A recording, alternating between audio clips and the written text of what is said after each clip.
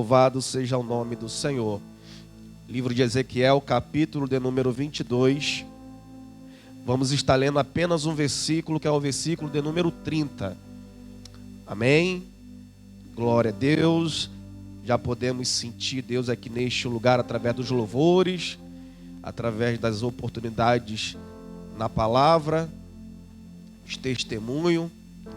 Vamos agora para a palavra do Senhor, porque sem sombra de dúvida, algo o Senhor tem a falar conosco nessa noite. Ezequiel capítulo 22, versículo de número 30, quem encontrou, diga amém. Que diz assim a palavra do Senhor: E busquei dentre eles um homem que estivesse tampando o muro, e estivesse na brecha perante mim, por esta terra, para que eu não a destruísse, porém a ninguém achei. Amém? Pode se assentar em nome de Jesus. Glória a Deus. Queridos, quando nós lemos o livro de Ezequiel, nós precisamos entender em que contexto a história deste servo de Deus foi escrita. Precisamos lembrar que Ezequiel, ele foi levado juntamente com a primeira leva quando Nabucodonosor, no ano 597 a.C., invade a Jerusalém e leva cativo o maior número de pessoas para dentro da Babilônia, que eram consideradas nobres, pessoas do reino, pessoas que tinham influências importantes dentro de Judá.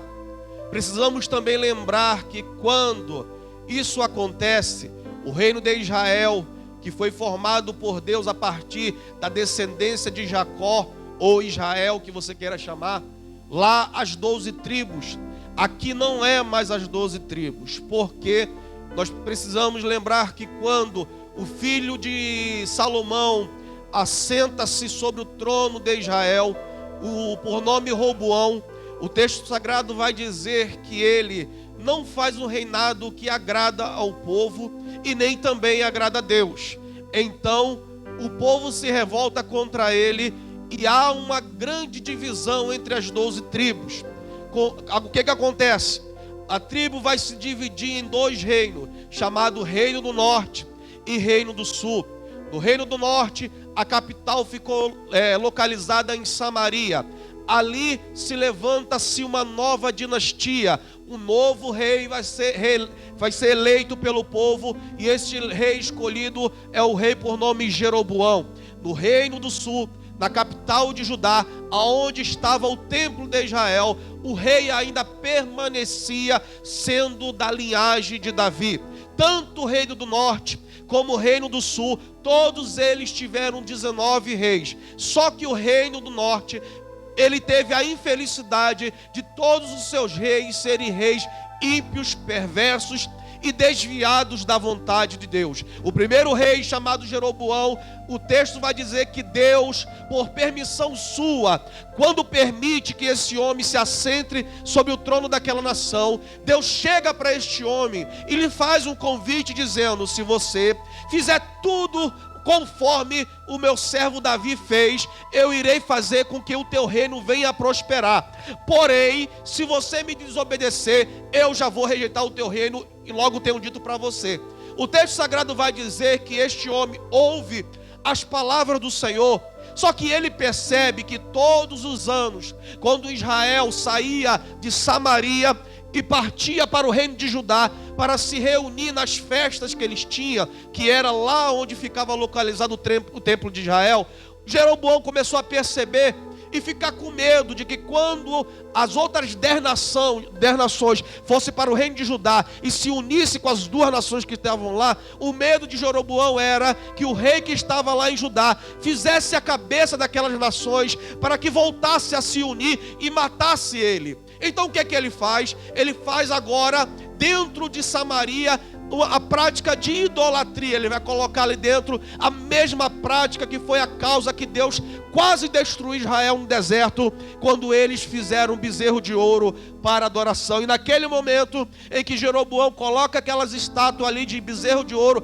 para que o povo viesse adorar, Deus, ele quebra a aliança que havia tentado firmar com ele.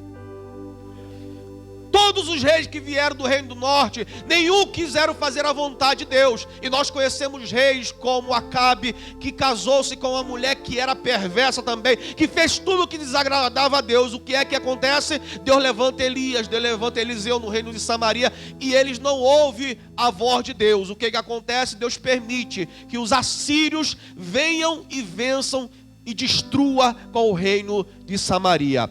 A Bíblia Sagrada vai dizer que agora o reino de Judá, havia reis que reinavam da mesma maneira que lá no reino de Samaria. Homens como Manassés, homens como Acais, mas também havia homens de Deus como Uzias, como Ezequias, como Josias. Havia reis que reinavam, que fazia aquilo que agradava a Deus. E Deus levantava os seus profetas dizendo: se vocês continuarem praticando os pecados que Samaria praticou, vocês também irão cair na mão dos inimigos de vocês. Só que o reino de Judá pensava o seguinte: já que o templo de Israel está dentro do nosso território, jamais Deus irá tirar a sua mão da nossa vida, porque eles achavam que o fato dos inimigos não vencerem eles era porque o templo estava dentro de Judá. Só que Deus, ele não tem compromisso com parede, Deus não tem compromisso com tijolo, Deus não tem compromisso nem com ouro, nem com prata, nem com joias. Deus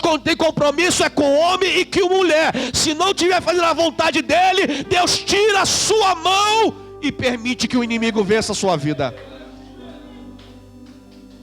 Aí Deus avisando a eles que eles continuassem pela prática do pecado, eles haveriam de cair na mão dos inimigos. Qual eram os inimigos que estavam doidos para pegar Judá? A Babilônia. Precisamos entender que naquela época havia 3 reinos que estavam se destacando pelo poder. Era o reino da Babilônia, eram os assírios e era também os egípcios. Israel aqui estava em um constante conflito em obediência a Deus e desobediência a Deus. Então, quando Israel não decide fazer a vontade de Deus, o reino de Judá não quer fazer a vontade de Deus, já fazia mais de 70 anos de que Samaria já havia caído na mão dos assírios. O que é que Deus permite? Que os babilônios entrem em Judá e destrua a Jerusalém, levando cativo uma grande parte de nobres do palácio, da cidade, pessoas importantes. E nessa leva, quem é que está no meio dela? Ezequiel. Ezequiel é levado para dentro da Babilônia. E o texto no capítulo de número 1 do livro de Ezequiel vai contar que ele vai se localizar e vai morar numa região perto do rio Quebar, da terra dos caldeus. E no primeiro versículo do capítulo 1, nós vamos ler o seguinte: olha o que diz o texto: e aconteceu no 30º ano, no 4º mês, do 5º dia do mês, estando eu no meio dos cativos. Esse 30 anos aqui que ele está mencionando, não é 30 anos em que Judá está dentro da Babilônia. No versículo 2 do capítulo 1, nós vamos ler que ele vai dizer que havia 5 anos que eles estavam dentro da Babilônia. Que 30 anos é esse, pastor João? Os 30 anos que ele está mencionando aqui nada mais é do que os 30 anos que ele estava fazendo de aniversário. Ele estava completando o ano dentro da Babilônia. E por que ele está falando isso? Porque exatamente no 30 anos em que ele haveria de ser consagrado ao sacerdócio. Porque ele é de uma linhagem de sacerdote. O seu pai, que se chama Buzi, era sacerdote. Então, normalmente, o preparatório de um sacerdote começava nos seus 25 anos de idade. Durante 5 anos, ele tinha um preparamento para exercer a função sacerdotal. E ele cumpre fielmente todos os seus 5 anos. Mas quando está prestes a unção de ser sacerdote, ele lembra que ele não está em Judá. Não tinha templo para poder ele fazer os sacrifícios. Ele não tinha mais como exercer, porque não havia os elementos que precisava para a sua consagração. Ele estava dentro da Babilônia. Ele era um cativo dentro da Babilônia. Então eu imagino ele olhando para o rio Quebar e dizendo: ah, se eu estivesse hoje na minha terra, eu estaria sendo ungido, o óleo estaria caindo sobre a minha cabeça, eu estaria sendo consagrado, estaria pronto para exercer a função a qual eu tanto me preparei. Mas agora eu estou cativo aqui e não poderei exercer. Eu imagino ele chorando, eu imagino as lágrimas correndo sobre o seu rosto. É neste momento em que ele está olhando para aquela imensidão de águas que ele ouve uma voz do céu, e o céu se abre, pastor Marcelo, e ele começa a ver o trono do Todo-Poderoso aberto para ele. Ele que sonhava em ser sacerdote, Deus estava dizendo: você não será sacerdote, você será profeta, você será ungido. Eu não te chamei para fazer o que você quer, Ezequiel, mas eu te chamei para fazer o que eu quero. É assim que o nosso Deus ele faz. É assim que o nosso Deus ele faz. Então Ezequiel no capítulo 1 ele vai começar a ter visões, e dessas visões o texto diz que ele vai ver querubins, e não vai chamar tanta atenção dele porque é uma coisa gloriosa, mas o que vai chamar a atenção dele é que existia um ser em fogo vivo, assentado no trono, que dizia para ele: eu tenho o controle de todas as coisas, Ezequiel, tu está no cativeiro, mas eu sou o Deus que está sobre a sua vida, e estou te ungindo para tu pregar para um povo chamado casa rebelde, que não quer fazer a minha vontade, mas através da tua palavra eu vou quebrar os corações que estão endurecidos.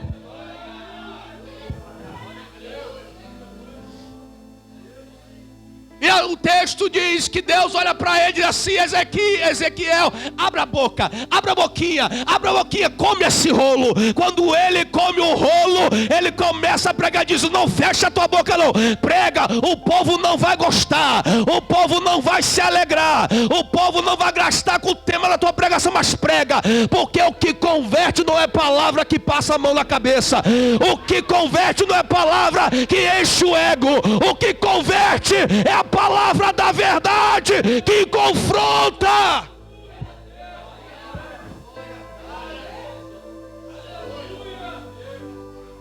O que transforma é a palavra da verdade. Eu posso querer pregar para você uma palavra que vai fazer você pular da cadeira, mas se não for a palavra da verdade, tu vai sair vazio. Mas se você nessa noite ouvir a palavra da verdade, eu garanto para você que Deus vai encher a sua vida, e você sairá daqui com a sua alma sedenta pelas coisas de Deus. Glória a Deus. Então Ezequiel, ele é cheio de Deus. Deus começa a revelar para ele as suas mensagens. E qual era o teor da mensagem de Ezequiel?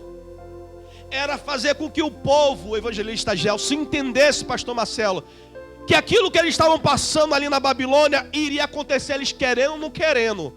Porque Deus, antes de alguma coisa acontecer, Ele sempre avisa. Ele sempre avisa para que nós não venhamos a cair. Mas quando cai, a consequência tem que pagar. Mas Deus diz: eu vou restaurar se for fiel. Aí Ezequiel levanta e diz: olha, Deus, Ele vai nos tirar daqui, vai nos levar para a nossa terra, mas tu tem que continuar crente. Já deu mole, já deu mole e deixou as coisas acontecer. Agora aguenta a consequência dando glória. Agora aguenta a consequência dando aleluia. Agora aguenta a consequência dando amém. Porque no tempo certo esse cativeiro vai acabar, e a restauração vai vir, e a glória vai descer, e o poder vai acontecer. Mas aguenta firme. Só que tinha uns que diziam assim: aí não, Aí eu não gosto. Aí Ezequiel diz: a mensagem que eu tenho para vocês é de ai, é de ui. Ai, tá doendo, vai aguentando firme, vai dando glória, porque não tem palavra de amorzinho não. A palavra de Deus vai doer, vai machucar, mas vai trazer cura. Vai trazer cura. Eu lembro que na minha infância o metiolate doía, mas curava. Eu lembro que na minha infância os remédios eram amargos e insuportáveis, mas eram os que faziam efeito. Tudo que é muito doce não dá muito resultado. Tu tem que ser igual a linguagem do Nordeste, igual crente omelete. Quanto mais apanha, mais cresce. Mas tem que suportar firme. E Ezequiel é levantado por Deus e a mensagem dele fere, a mensagem dele dói. O povo não aceita. Sabe o que é que o povo faz? Quem não quer, se desvia. Quem não quer, vai embora. Quem não quer, adora os deuses da Babilônia. Quem não quer, faz o que quiser, sai fora. Não quer, não vou forçar. Porque em nenhum momento Deus diz para Ezequiel, se humilha perante o povo, para que o povo não vá embora. Não, prega, Ezequiel, prega a mensagem como ela é, dura, o que for, machuque, o que for, mas pregue, porque eu sei quem vai receber a minha palavra.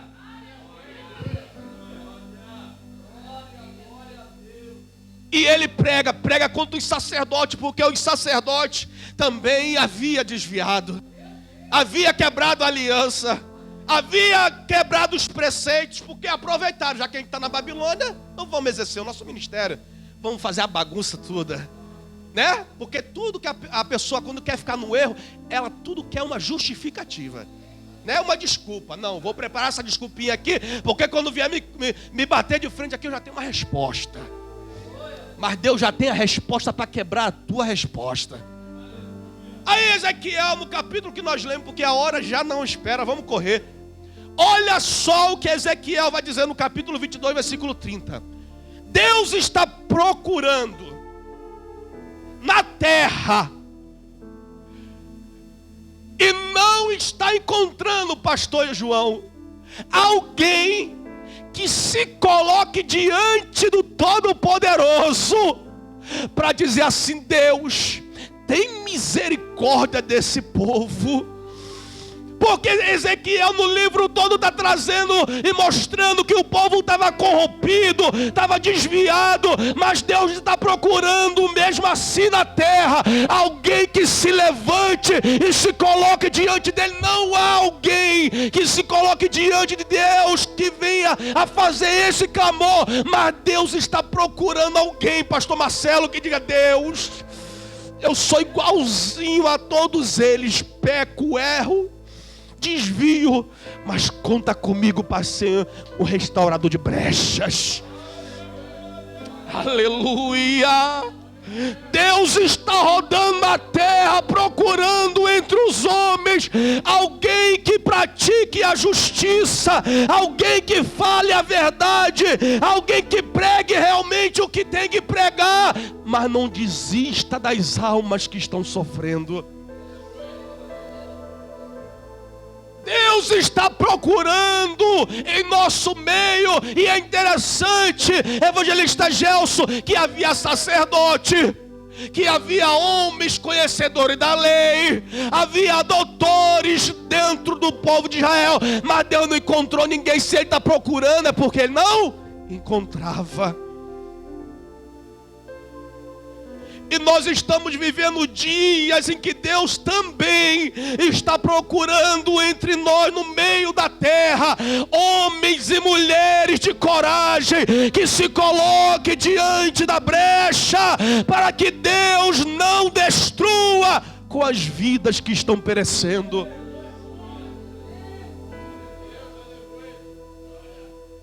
Porque os mais antigos sabem, e eu também tive o prazer de viver isso, quantas vezes nós pegávamos nosso domingo, de vez de ficar assistindo futebol, Nós íamos para as praças, nós íamos para as ruas, nós íamos evangelizar. Quantas vezes nós saímos por dentro dos barracões, evangelizando, falando de Jesus, e muitas das vezes as pessoas até não viam, mas a semente foi lançada, e Deus dizendo assim: é isso, vai no meio dos pecadores, porque eu quero usar vocês como fechadores de brecha.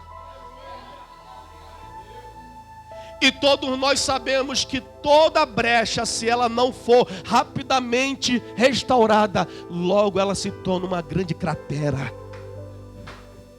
E depois que ela se tornar uma cratera, tudo que não presta entra e é difícil controlar. Jonas, no capítulo de número 1, versículo de número 2, Deus olha para Jonas e diz assim: corre depressa, vai para Nínive, porque era urgente a missão que ele tinha que fazer. E eu falo para você aqui nessa noite, tem almas que precisam de socorro urgente. Deus está nos chamando para um confronto urgente. Nós não podemos continuar com esse evangelho de somente pensar em nós e só vir para o culto. Nós precisamos praticar aquilo que o Senhor nos ensinou. Ide por todo mundo, pregai o evangelho. Tu não ama quem está dentro da tua casa, não? Tu pode não evangelizar para o mundo, mas teu pai, tua mãe, teu marido, teu filho, será que tu não quer ver Deus salvar ele? Será que tu não quer ver ele sendo transformado?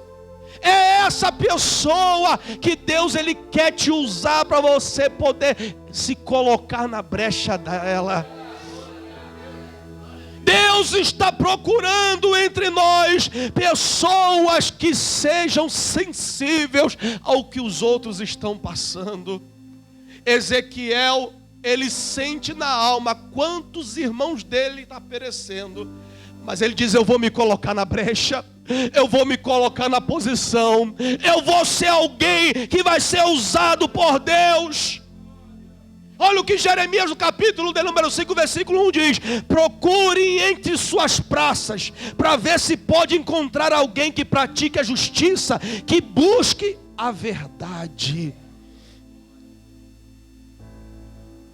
Procure.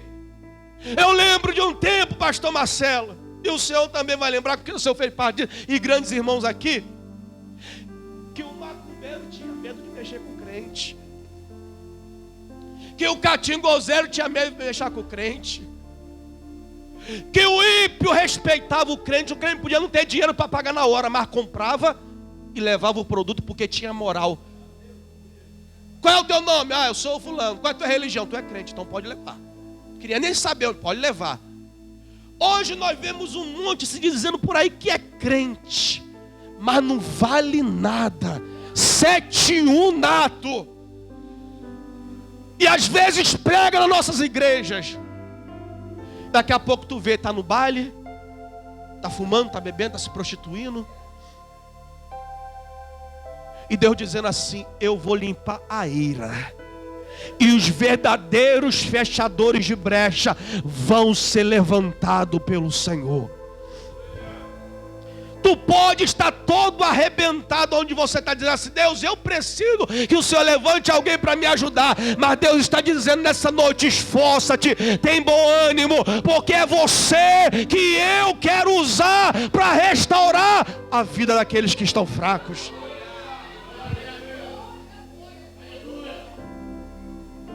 É isso que o Senhor nos chama, porque o livro de Efésios, capítulo 20, Deus ele nos chama, nós somos chamados de embaixadores do Rei, embaixadores do trono da graça de Deus. É para isso que Ele nos chamou. Nós somos representantes de Deus aqui na terra.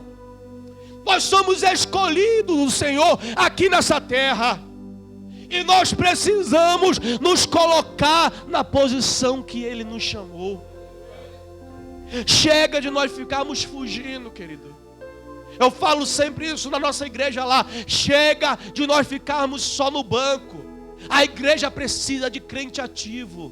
A igreja precisa de crente que exerça o chamado. Se você não sabe pregar, limpa o banco. Se você não sabe limpar o banco, limpa o banheiro. Faz alguma coisa. Seja útil, porque o teu pastor precisa da tua força. O teu pastor precisa de você, ele não consegue sozinho. Então exerça algum trabalho, porque é nisso que Deus vai te aperfeiçoando. Eu comecei como obreiro limpando o banheiro. E na época a igreja não era bonita como essa. A igreja que eu congregava era uma igreja de madeira, com carpete no chão, aqueles carpetes, que para tirar uma poeira era um trabalho. E outra coisa, não era retinho não, era cheio de desnível. E mesmo assim a gente fazia a obra. E sabe o que acontecia como resposta? Deus derramava o seu poder no meio do culto. Quer poder? Quer bênção?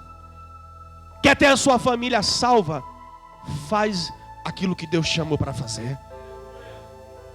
Exerce o chamado que Deus ele te deu. Pregue. Porque olhe para o mundo já está no maligno. Deus ele já determinou um dia em que aqueles que não se converterem a Ele serão condenados. E Deus está procurando, cadê os filhos dele, que ele levantou para poder salvar o máximo dessas pessoas? Pregar no púlpito é muito bom, no congresso é muito bom, mas há um mês atrás, eu participei de um evento na rua, que eu falei, nossa, que saudade desses cultos, no meio da rua. Aonde o foco, evangelista, não era só crente, o foco era a alma. Não tinha glória a Deus nem aleluia, mas você via, como o livro de Amós, capítulo número 2, versículo 8, aonde o Senhor diz que chegará um dia em que Deus vai enviar para o mundo uma fome, mas não fome de comida, uma sede, mas não sede de bebida, mas da justiça de Deus. As pessoas estão sedentas por Deus. As pessoas querem Deus. É por isso que você vê as igrejas abarrotadas das pessoas procurando, e você vê hereges pregando no púlpito. Pastores hereges. E as igrejas abarrotadas. Por quê? Porque os verdadeiros estão se escondendo.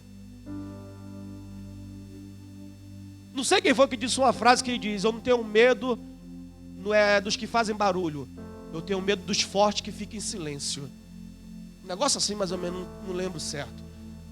Então Deus, Ele está nos chamando a nós nos posicionarmos. Só eu aqui tenho mais de 20 anos de crente. Pare para ver quanto tempo você tem na igreja. Quantas pessoas você já falou de Jesus para ela? Quantas pessoas você já levou no culto? Porque a pessoa pode até não aceitar Jesus, mas a nossa parte nós temos que fazer. Falar de Jesus, convidar para um culto. Se não pode ser na nossa igreja, vai em algum culto que esteja próximo a Ele. Mas nós precisamos nos posicionar. Nós precisamos ser esses fechadores de brecha, porque o inimigo está atacando e ele não está dando tempo para essas almas. É nós que temos que nos colocar na brecha, nos colocar na posição e sempre dizer assim: Senhor, conta comigo, eu vou orar por fulano porque se desviou, eu vou orar por ciclano porque está fraco na fé. Não! O que nós vemos muitas das vezes é as pessoas abandonando quem está fraco dentro de casa. Nós vemos as pessoas se afastando daqueles que caíram. É nesse momento em que nós precisamos abraçar, acolher, porque um dia você também pode precisar de ajuda. Um dia você pode estar no lugar daquele que caiu. Um dia você pode estar no lugar daquele que foi atingido. E quando você tiver, e Deus queira que nunca aconteça, mas se acontecer, você vai precisar dizer: Deus, manda alguém aqui em casa para me socorrer. Manda alguém, Senhor, para vir até mim. Então Ezequiel, ele convida-nos a nós nos colocarmos nessa posição. Ore, irmão, pregue, abrace, Talvez isso não vai trazer a solução que aquela pessoa precisa naquele momento, mas você vai ser alguém que aquela pessoa vai entender: foi Deus que mandou ela. Foi Deus que mandou ela. Quem é que aqui não já passou por algum momento na sua vida que você disse assim: agora eu desvio, agora não tem mais jeito, e alguém foi na tua casa, alguém te visitou, alguém te encontrou no meio da rua, te deu uma palavra, te deu um abraço, e você disse: eu vou voltar, porque eu senti que Deus me ama. O teu casamento, a tua casa, o teu filho, o teu marido foi restaurado, tudo já estava decretado que tinha perdido, mas Deus entrou lá. Entre na brecha pela vida de alguém. E entrar na brecha não é uma tarefa fácil. Quem se coloca na brecha tem que estar pronto, porque vai haver ferimentos. Não é uma tarefa fácil estar na brecha. Você vai estar em vigilância.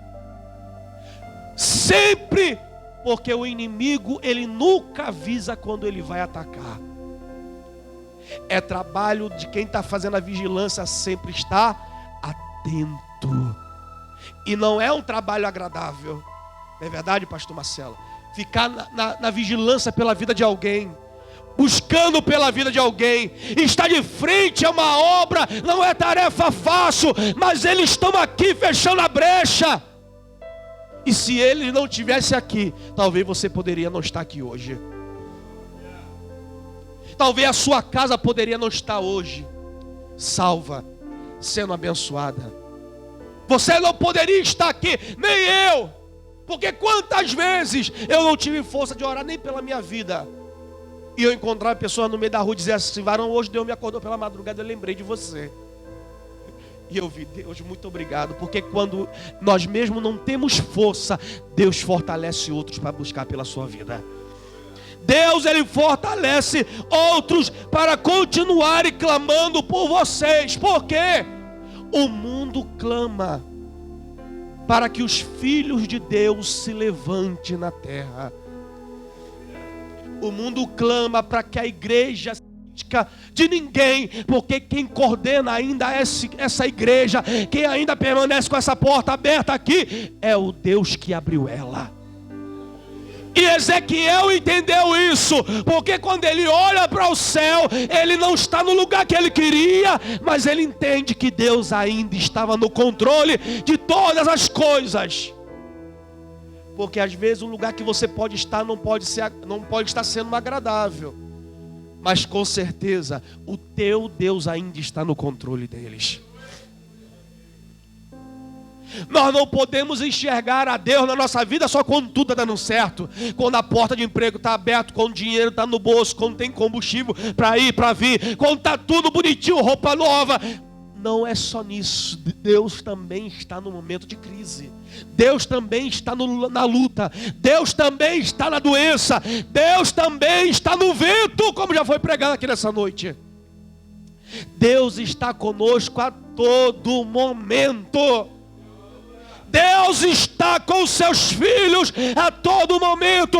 Então, enquanto nós fazemos aquilo que Ele nos chamou, Ele cuida dos meus, Ele cuida dos teus, Ele providencia aquilo que nós precisamos. Quem me veste, quem me dá de comer, quem coloca um teto sobre a minha cabeça é Deus. Tu pode estar com a conta bancária gorda lá, cheia de dinheiro, mas isso não te garante paz nenhuma. Quem te garante paz e tranquilidade é o Deus que te garante a vitória. E é isso que nós precisamos entender, que o nosso Deus está no controle de todas as coisas. O mundo está do jeito que o diabo quer, mas nós precisamos continuar falando aquilo que o Senhor nos chamou para fazer. Ezequiel pregava, falava, e até o capítulo 37 ele anuncia dizendo: esse povo é tão ruim que até está todo morto. Mas ele disse: enquanto eu prego, Deus vai ressuscitando ossos secos, vai restaurando os ossos, vai levantando um grande exército. Porque às vezes nos nossos olhos nada está acontecendo, mas Deus está trabalhando no silêncio. Porque nós estamos acostumados sempre, toda ação tem uma reação, mas com Deus é diferente. Toda ação nem sempre logo gerará a reação. Com Deus, toda ação gera a paciência. Tu já plantou uma semente, no outro dia tu foi lá ver, já tinha uma árvore? Não. Deus disse, lança a semente agora, ou lança o pão agora sobre as águas, e depois de muitos dias o achará. O teu trabalho é lançar a semente, o de Deus é de cuidar e de dar o crescimento. Quando nós fizermos o que Deus nos chamou para fazer, vidas vão ser salvas, sepulturas serão fechadas, nomes serão livres da boca do cemitério, da Mata Virgem, onde for. É isso que Deus nos chamou, para uma pessoa entrar endemoniada e ela sai daqui liberta. É para isso que Deus nos chamou, para as almas entrarem aqui perturbadas e saírem daqui livre. Porque esse lugar aqui é o lugar que Deus ungiu, para que as almas entendam que o Senhor tem um propósito na vida dela. E mesmo o povo não querendo aceitar, Ezequiel prega, mas a palavra de Deus, ela é como uma água batendo sobre a rocha. Parece que não, mas se você passar a mão sobre uma rocha, ela sempre está liberando fragmentos, porque assim a palavra de Deus, ela vai batendo, uma hora o coração duro ele se abre. E quando ele se abre, a palavra de Deus, ela entra, Deus começa a fazer uma grande obra. E eu encerro a minha oportunidade essa noite dizendo, eu e você somos aquele que Deus chamou para uma obra de restauração de brechas. Tem muitos aí querendo ser chamado de apóstolo, chamado de bispo, chamado de estrela, mas nós estamos sendo chamados de restauradores de brecha, que vamos nos colocar numa posição aonde vai vir ataque, aonde vai vir contenda, mas o nome do Senhor será glorificado. Nós seremos aquele que estaremos numa posição aonde o inimigo não terá campo para lutar. É isso. Eu não vim pregar aqui para você pular. Eu vim pregar para você entender qual é o chamamento que Deus tem na sua vida. Crente, para nós pregarmos e cantarmos somente no culto, não dá. Nós precisamos exercer aquilo que Deus nos chamou. Eu fico muito feliz de ver o pastor João, ver o evangelista Gelson, ver os irmãos aqui, que há anos é luta. Pastor Marcelo luta, os irmãos lutam, mas continua perseverante. Irmão, é luta. Estar na presença de Deus não é fácil. Estar firme na presença de Deus não é fácil. Quantas pessoas você conhece que fizeram parte da sua vida, que hoje não estão nem em outras igrejas, nem na presença mais de Deus? Eu conheço um monte, que quando eu cheguei no evangelho, com 12 anos de idade, numa igreja de madeirinha simples, que hoje nem vivo mais estão, morreram desviados. Hoje eu vejo alguns que estão na droga, na bebida. Até um pouco tempo atrás encontrei um, que ele foi um dos que me levou para o evangelho. E hoje está nas drogas, na cocaína, na bagunça. E Deus dizendo, um dia poderia ser você nessa condição. Faça por ele, porque você não sabe o que pode te acontecer amanhã. Quando você vê alguém, querido, no fundo do poço, não chuta não, abraça, porque Deus te chamou para isso.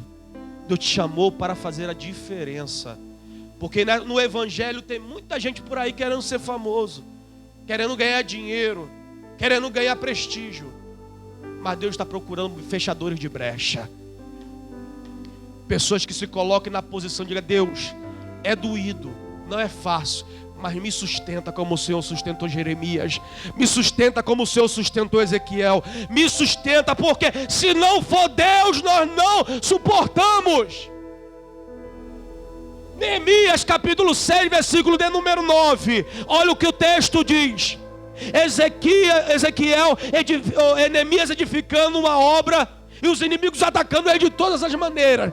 Parece que Neemias olha e diz assim: Senhor, esforça as minhas mãos para fazer essa obra, porque se o Senhor não me esforçar a minha mão, eu não vou aguentar chegar até o fim.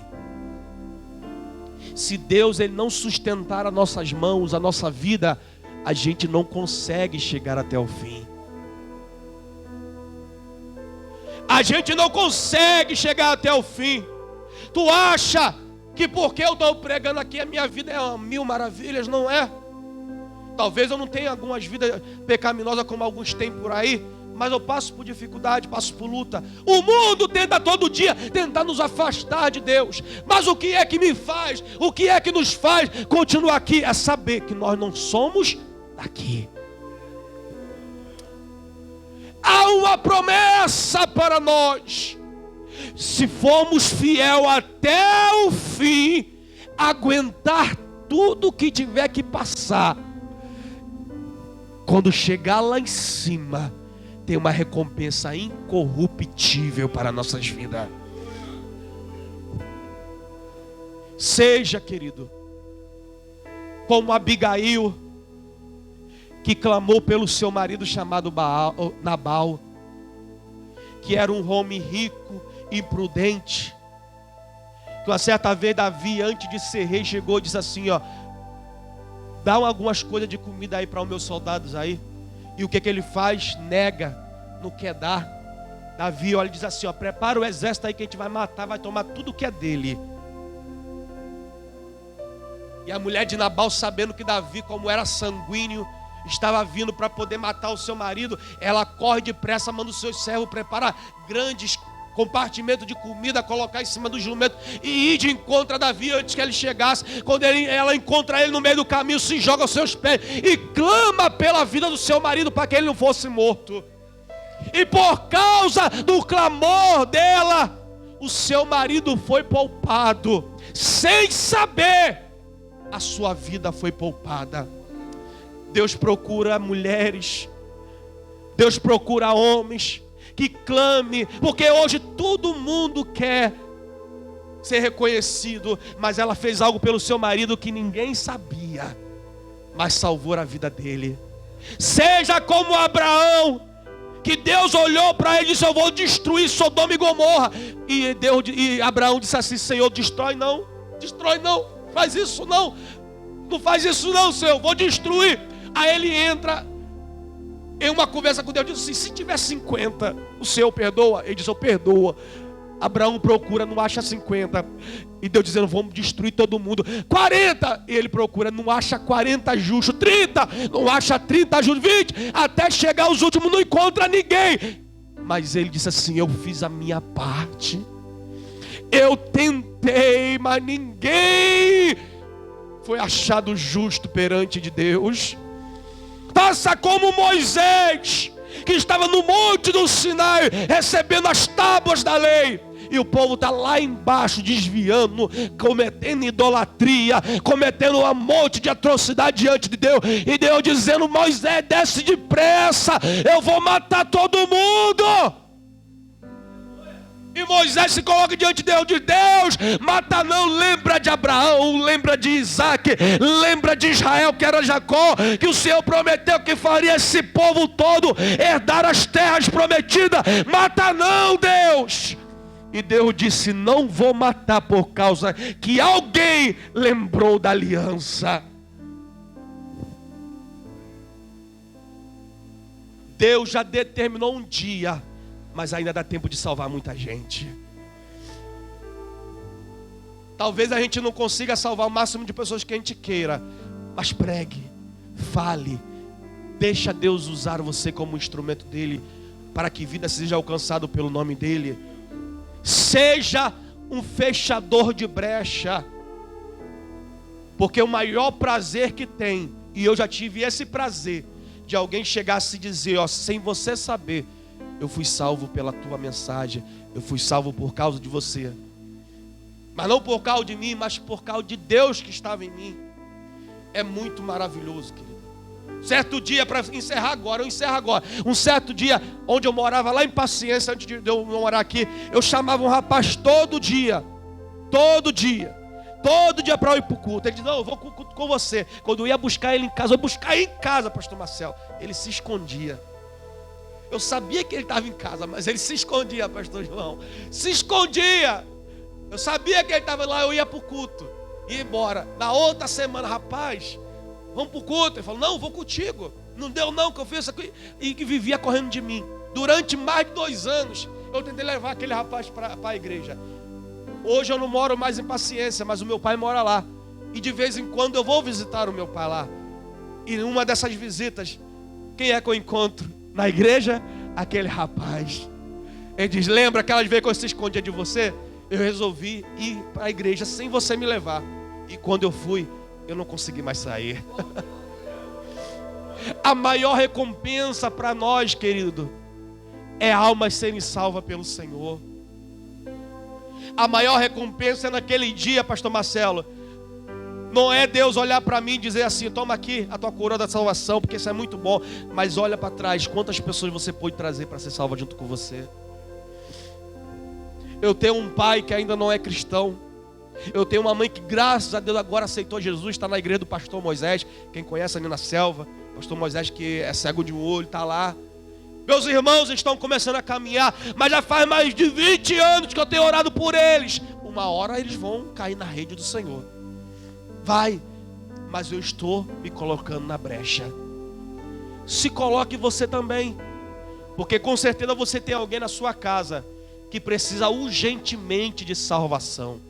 E você sabe que se ela não for alcançada pela salvação do Senhor, ela está perdida.